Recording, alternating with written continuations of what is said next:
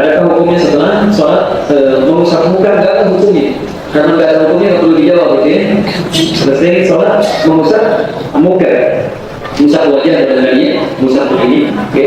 Kalau sudah sholat, segala yang terkait dengan sholat itu sudah selesai, tinggal menyempurnakan saja.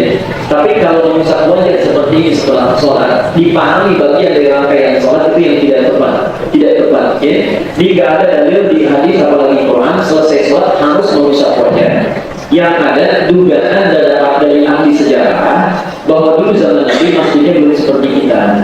Masjidnya itu masih alasnya tanah, kayu-kayunya tiangnya terbuat dari pohon pelepah kurma, kemudian atapnya terbuat dari daun-daun kurma.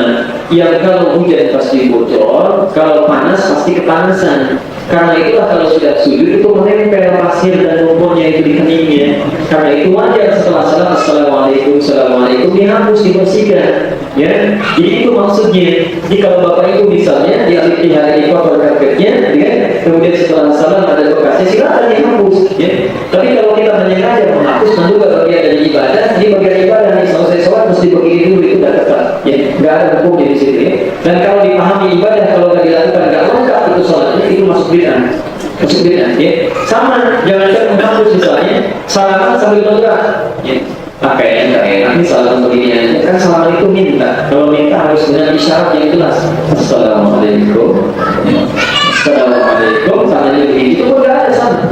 Nggak ada dalil di Quran ataupun di Sunnah. Ya. Jadi mengusap wajah itu, dan menurut saya tidak perlu dipahami bagian dari ibadah dan tidak perlu dikerjakan kecuali ada keadaan khusus yang mesti kita mengusap. Misal setelah sholat, nggak mesti ada kotoran, ada keringat, keadaan nggak nyaman, usap dan usap. Ya.